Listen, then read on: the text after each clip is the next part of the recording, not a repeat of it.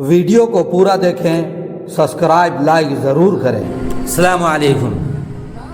اعوذ باللہ من الشیطان الرجیم، بسم اللہ الرحمن الرحیم۔ اما عائشہ رضی اللہ عنہ فرماتی ہیں، ایک دن حضور صلی اللہ علیہ وسلم گھر آئے۔ میں نے دیکھا آج حضور صلی اللہ علیہ وسلم بہت خوش ہیں۔ حضور صلی اللہ علیہ وسلم جلدی میں کوئی چیز اٹھا کے جانے لگے۔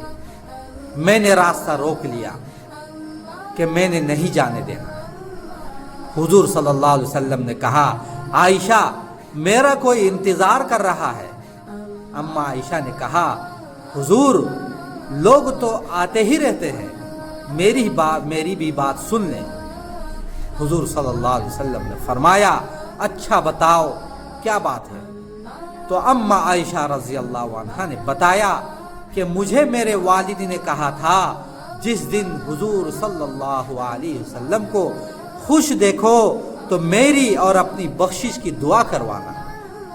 حضور صلی اللہ علیہ وسلم نے ہاتھ اٹھائے اور دعا کی، اے اللہ عائشہ اور ابو بکر کو عزت والی زندگی عطا فرما۔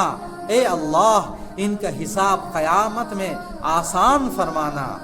اور پھر کہا، اے اللہ انہیں بغیر حساب ہی جنت عطا فرما۔ حضور صلی اللہ علیہ وسلم دعا مانگ چکے تو پوچھا، عائشہ خوش ہو گئی ہو؟ تو عائشہ نے کہا، حضور خوش ہو گئی ہوں۔ حضور صلی اللہ علیہ وسلم اٹھ کے جانے لگے، پھر واپس لوٹ آئے اور کہا، عائشہ قسم ہے اللہ کی عزت و جلال کی، میں اپنے ہر امتی کے لیے یہی دعا دن میں 2 مرتبہ مانگتا ہوں۔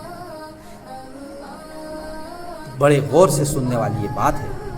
کیا کہا کہ عائشہ قسم ہے اللہ رب العالمین کی عزت و جلال کی کہ میں اپنے ہر امتی کے لیے یہی دعا دن میں 2 مرتبہ مانگتا ہوں۔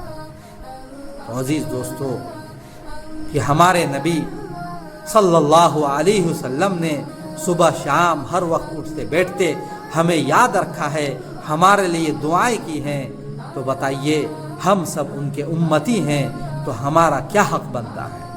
ہم بھی اپنے نبی علیہ السلام کی پاک زندگی پر عمل کرنے والے بن جائیں اور ہمیشہ درود و پاک کا نذرانہ پیش کرتے رہیں۔ یہ حق بنتا ہے کہ نہیں؟ تو ہم سب آج سے عہد کریں کہ ہم سب رسول اللہ صلی اللہ علیہ وسلم کے بتائے ہوئے طریقے پر زندگی گزاریں گے اور ہمیشہ درود شریف کا ورد رکھیں گے۔ اللہ پر بھروسہ۔ حضرت موسیٰ علیہ السلام نے کہا، اے رب جب آپ کو کوئی فرما بردار بندہ بلاتا ہے تو آپ اس سے کیا کہتے ہیں؟ ارشاد ہوا، میں کہتا ہوں لبیک۔ پھر انہوں نے پوچھا، جب زاہد کہتا ہے تب آپ کیا فرماتے ہیں؟ ارشاد ہوا، میں لبیک کہتا ہوں۔ انہوں نے پوچھا، جب روزہ دار کہتا ہے؟ ارشاد ہوا، میں لبیک کہتا ہوں۔ انہوں نے کہا، جب گنہگار کہتا ہے؟ ارشاد ہوا، میں کہتا ہوں لبیک لبیک لبیک۔ اے موسیٰ، ان میں سے ہر ایک اپنے اپنے عمل پر بھروسہ کرتا ہے اور گنہگار میری رحمت پر بھروسہ کرتا ہے، اور میں اس بندہ کو خالی اور ناکام نہیں رکھتا جو مجھ پر بھروسہ کرتا، کیونکہ میں نے کہا ہے جو اللہ پر بھروسہ کرتا ہے وہ اسے کافی ہوتا ہے۔ نبی علیہ السلام نے فرمایا، بے شک اللہ اور اس کے فرشتے ان لوگوں پر رحمت بھیجتے ہیں جو اپنے گناہ کا اعتراف کر لیتے ہیں۔ الحمدللہ عزیز دوستو، اللہ رب العالمین کے نزدیک بہت پسندیدہ عمل ہے جو گناہ کر کے کسی انجانے میں گناہ ہو جائے اور پھر اس پر ندامت ہو، شرمندگی ہو، اللہ رب العالمین سے توبہ و استغفار کرے اللہ رب العالمین کو یہ بہت زیادہ پسند ہے۔